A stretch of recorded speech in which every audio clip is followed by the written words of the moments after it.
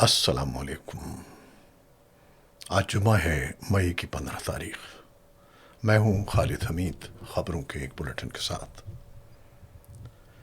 ایران کے وزیر خارجہ عباس عراقچی نے برکس اجلاس کے بعد پریس کانفرنس میں کہا کہ آبنائے ہرمز میں پیدا ہونے والی رکاوٹوں کا ذمہ دار ایران نہیں بلکہ خطے میں جاری کشیدگی ہے۔ ان کے مطابق ایران نے جنگ کا آغاز نہیں کیا بلکہ صرف اپنے دفاع کا حق استعمال کیا، جبکہ تہران جنگ بندی برقرار رکھنے کی کوشش کر رہا ہے۔ انہوں نے واضح کیا کہ ایران کسی بھی دباؤ یا جارحیت کا بھرپور جواب دے گا۔ عباس عراقچی کا کہنا تھا کہ امریکہ ایران کے خلاف اپنی کارروائیوں سے کوئی بڑا مقصد حاصل نہیں کر سکا، جس کے بعد اس نے دوبارہ مذاکرات کی بات کی، تاہم ایران کو امریکہ پر اعتماد نہیں ہے۔ ایرانی وزیر خارجہ نے کہا کہ ایران کے مسئلے کا کوئی فوجی حل موجود نہیں اور ملک کئی برسوں سے امریکی پابندیوں کا سامنا کر رہا ہے۔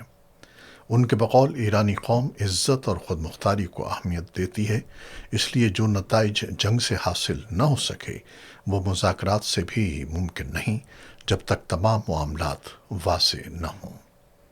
انہوں نے مزید کہا کہ پاکستان کی ثالثی میں امریکہ کے ساتھ ہونے والے مذاکرات مکمل طور پر ناکام نہیں ہوئے، تاہم یہ عمل مشکلات اور اعتماد کے فقدان کا شکار ہے۔ اس کے باوجود انہوں نے امید ظاہر کی کہ سفارتکاری اور دانش مندی کے ذریعے مسائل کا حل نکالا جا سکتا ہے۔ آبنائے ہرمز سے متعلق گفتگو کرتے ہوئے عباس عراقچی نے کہا کہ یہ گزرگاہ تجارتی جہازوں کے لیے کھلی ہے، البتہ جنگ میں شامل ممالک کے لیے صورتحال مختلف ہو سکتی ہے۔ ان کے مطابق ایرانی بحریہ جہازوں کو محفوظ راستہ فراہم کرنے کے لیے رہنمائی کر رہی ہے، کیونکہ علاقے میں حالات پیچیدہ ہیں اور بعض مقامات پر بارودی سرنگوں کا خطرہ بھی موجود ہے۔ برکس وزرائے خارجہ اجلاس میں ایرانی وزیر خارجہ نے عالمی برادری اور برکس ممالک سے مطالبہ کیا کہ وہ ایران کے خلاف امریکہ اور اسرائیل کی مبینہ جارحیت کی کھل کر مذمت کریں۔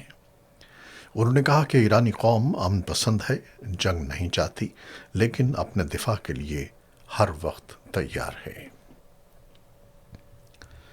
چین نے ایران اور امریکہ کے درمیان بڑھتی ہوئی کشیدگی پر تشویش کا اظہار کرتے ہوئے فوری اور پائیدار جنگ بندی پر زور دیا ہے۔ چینی وزارت خارجہ کے مطابق خطے میں جاری تنازعہ نہ صرف مشرق وسطیٰ کے ممالک بلکہ عالمی معیشت اور توانائی کی فراہمی کو بھی متاثر کر رہا ہے۔ اس لیے تمام فریقین کے مفاد میں ہے کہ مسئلے کا جلد سفارتی حل نکالا جائے۔ چینی وزارت خارجہ کے ترجمان نے کہا کہ یہ جنگ شروع ہی نہیں ہونی چاہیے تھی اور اس کا جاری رہنا کسی کے لیے فائدہ مند نہیں ہے۔ ان کے مطابق چین ہمیشہ مذاکرات اور سفارتکاری کو مسائل کے حل کا مؤثر راستہ سمجھتا ہے، جبکہ طاقت کا استعمال دیر پا نتائج نہیں دے سکتا۔ انہوں نے زور دیا کہ ایران کے جوہری معاملے سمیت تمام تنازعات کو بات چیت اور مشاورت کے ذریعے حل کیا جانا چاہیے۔ دوسری جانب امریکی صدر ڈونلڈ ٹرمپ نے دورہ چین کے دوران کہا کہ چینی صدر شی جن پنگ نے آبنائے ہرمز کھلا رکھنے میں تعاون کی پیشکش کی ہے۔ ایک ٹی وی انٹرویو میں ٹرمپ نے بتایا کہ شی جن پنگ ایران اور امریکہ کے درمیان ممکنہ معاہدے کے حق میں ہیں اور اگر ضرورت پڑی تو مدد کے لیے تیار ہیں۔ ٹرمپ کے مطابق چین ایران سے بڑی مقدار میں تیل خریدتا ہے، اس لیے وہ چاہتا ہے کہ آبنائے ہرمز میں بحری آمد و رفت اور توانائی کی ترسیل متاثر نہ ہو۔ امریکی صدر نے یہ دعویٰ بھی کیا کہ چین ایران کو فوجی ساز و سامان فراہم نہیں کرے گا، جبکہ دونوں ممالک کے درمیان 200 بوئنگ طیاروں کی خریداری پر بھی اتفاق ہوا ہے۔ بیجنگ میں امریکی صدر کے اعزاز میں منعقدہ تقریب سے خطاب کرتے ہوئے شی جن پنگ نے امریکہ اور چین کے درمیان باہمی احترام اور شراکت داری پر مبنی تعلقات کی اہمیت پر زور دیا۔ ان کا کہنا تھا کہ دونوں ممالک کو ایک دوسرے کا حریف نہیں بلکہ شراکت دار بننا چاہیے۔ اگرچہ واشنگٹن نے چین پر ایران کے معاملے میں اثر و رسوخ استعمال کرنے کے لیے دباؤ ڈالا، تاہم ٹرمپ اور شی جن پنگ کی ملاقاتوں کے بعد بھی ایران تنازع کے خاتمے سے متعلق کسی بڑے مشترکہ معاہدے کا واضح اعلان سامنے نہیں آیا۔ ادھر ایرانی خبر ایجنسی فارس کے مطابق ایران نے بعض چینی بحری جہازوں کو آبنائے ہرمز سے گزرنے کی اجازت دے دی ہے۔ رپورٹ میں دعویٰ کیا گیا ہے کہ ایران اور چین کے درمیان انتظامی پروٹوکولز پر مفاہمت کے بعد چینی جہازوں کی آمد و رفت دوبارہ شروع ہوئی ہے۔ اسرائیل اور لبنان کے درمیان امریکہ کی ثالثی میں براہ راست مذاکرات کا تیسرا دور واشنگٹن ڈی سی میں شروع ہو گیا ہے۔ یہ بات چیت ایسے وقت میں ہو رہی ہے جب موجودہ جنگ بندی کی مدت ختم ہونے میں چند روز باقی رہ گئے ہیں، جس نے بڑی مشکل سے اسرائیلی حملوں اور حزب اللہ کے جوابی اقدامات کو محدود کیا تھا۔ جمعرات کو شروع ہونے والے ان مذاکرات کو دونوں ممالک کے درمیان زیادہ سنجیدہ سفارتی پیش رفت کی جانب اہم قدم قرار دیا جا رہا ہے۔ ابتدائی تیاری کے اجلاس کے بعد لبنان اور اسرائیل کے اعلیٰ سطحی نمائندوں نے مذاکرات میں شرکت کی، جبکہ لبنانی حکام کو امید ہے کہ 2 روزہ بات چیت کے نتیجے میں ایک نئی جنگ بندی طے پا سکتی ہے۔ اس ممکنہ معاہدے میں جنوبی لبنان سے اسرائیلی فوج کے انخلا اور حزب اللہ کو غیر مسلح کرنے جیسے حساس معاملات زیر غور ہیں۔ لبنان کی نمائندگی سابق سفیر اور وکیل سائمن کرم کر رہے ہیں، جنہوں نے ماضی میں بھی جنگ بندی سے متعلق بالواسطہ مذاکرات میں کردار ادا کیا تھا۔ اسرائیل کی جانب سے قومی سلامتی کے نائب مشیر یوسی درازن شریک ہوئے۔ امریکی وزیر خارجہ مارکو روبیو اس اجلاس میں شریک نہیں ہوئے کیونکہ وہ امریکی صدر ڈونلڈ ٹرمپ کے ہمراہ دورے چین پر ہیں۔ مذاکرات سے ایک روز قبل لبنان میں اسرائیلی حملوں میں ایک خاتون اور اس کے 2 بچوں سمیت کم از کم 12 افراد شہید ہو گئے، جس سے خطے میں کشیدگی مزید بڑھ گئی ہے۔ اسی دوران یونیسیف نے خبردار کیا ہے کہ لبنان میں جاری تشدد اور نقل مکانی کے باعث تقریباً 7,70,000 بچے شدید ذہنی دباؤ اور نفسیاتی مسائل کا شکار ہو چکے ہیں۔ یونیسیف کے مطابق متاثرہ بچوں میں خوف، بے خوابی اور مایوسی کی علامات تیزی سے بڑھ رہی ہیں۔ ادارے نے کہا کہ بار بار نقل مکانی، قریبی افراد سے جدائی اور مسلسل تشدد بچوں کی ذہنی صحت پر گہرے اثرات مرتب کر رہے ہیں، جن کے نتائج طویل عرصے تک باقی رہ سکتے ہیں۔ رپورٹ میں بتایا گیا ہے کہ 17 اپریل سن 2026 کی جنگ بندی کے باوجود بچوں کے ہلاک اور زخمی ہونے کے واقعات جاری ہیں۔ لبنانی وزارت صحت کے مطابق جنگ بندی کے بعد اب تک 23 بچے جان سے جا چکے ہیں، جبکہ 93 زخمی ہوئے ہیں۔ مجموعی طور پر 2 مارچ سے اب تک 200 بچوں کی ہلاکت اور 806 کے زخمی ہونے کی اطلاعات سامنے آ چکی ہیں۔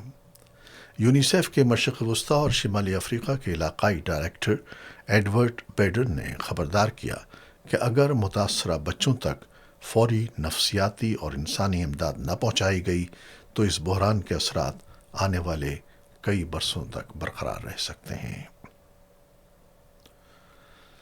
روس اور یوکرین کے درمیان 3 روزہ جنگ بندی ختم ہونے کے بعد ایک بار پھر شدید حملوں کا سلسلہ شروع ہو گیا ہے۔ غیر ملکی میڈیا رپورٹس کے مطابق دونوں ممالک نے ایک دوسرے پر میزائل اور ڈرون حملے تیز کر دیے ہیں، جن میں مجموعی طور پر کم از کم 27 افراد ہلاک ہو چکے ہیں۔ یوکرین کی ایمرجنسی سروس کے مطابق روس کی جانب سے کیے گئے بڑے میزائل اور ڈرون حملوں میں کم از کم 24 افراد جان سے گئے، جبکہ متعدد زخمی ہوئے۔ دارالحکومت کیف مسلسل فضائی حملوں کے سائرن بجتے رہے، جس کے باعث شہریوں میں خوف و ہراس پھیل گیا۔ دوسری جانب روسی حکام کا کہنا ہے کہ روس کے شہر ریازان پر یوکرینی ڈرون حملے میں 3 افراد ہلاک اور 12 زخمی ہوئے۔ یہ کشیدگی ایسے وقت میں دوبارہ بڑھی ہے جب 3 روز قبل امریکی صدر ڈونلڈ ٹرمپ نے روس اور یوکرین کے درمیان 3 روزہ جنگ بندی کا اعلان کیا تھا، تاہم فریقین کے درمیان اعتماد کی کمی کے باعث یہ سیز فائر برقرار نہ رہ سکا۔ اور پاکستان سے یہ خبر، خیبر پختونخوا کے علاقے لنڈی کوتل میں نامعلوم مسلح افراد کی فائرنگ سے محکمہ انسداد دہشت گردی CTD کے اہلکار عاصم شنواری شہید ہو گئے ہیں۔ پولیس کے مطابق واقعہ زکریا مسجد کے قریب اس وقت پیش آیا جب وہ اپنے گھر کے باہر موجود تھے۔ حملہ آور فائرنگ کے بعد فرار ہو گئے، جبکہ پولیس نے علاقے کو گھیرے میں لے کر تحقیقات شروع کر دی۔ مقبوضہ جموں و کشمیر میں کل جماعتی حریت کانفرنس کے سینئر رہنما آغا سید حسن الموسوی الصفوی نے کہا ہے کہ ایٹمی طاقت رکھنے والے بھارت اور پاکستان جنگ کے متحمل نہیں ہو سکتے، اس لیے تمام تنازعات کا حل مذاکرات کے ذریعے نکالا جانا چاہیے۔ انہوں نے پاک بھارت مذاکرات کی بحالی کے حق میں اٹھنے والی آوازوں کو خوش آئند قرار دیا۔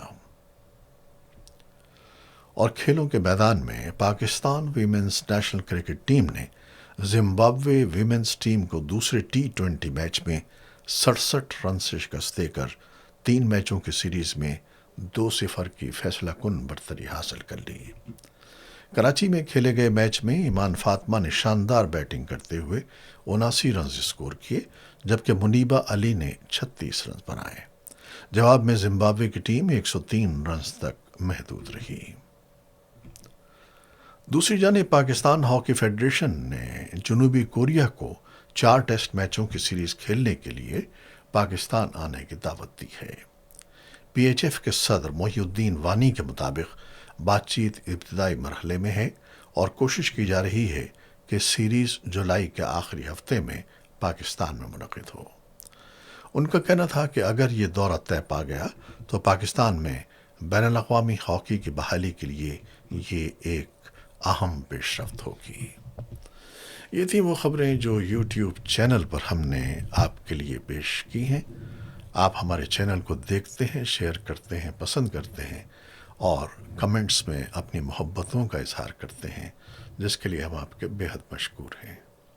اپنی ان کاوشوں کو، ان محبتوں کو جاری رکھیے گا۔ خالد حمید کو اب اجازت دیجیے گا۔ اللہ حافظ۔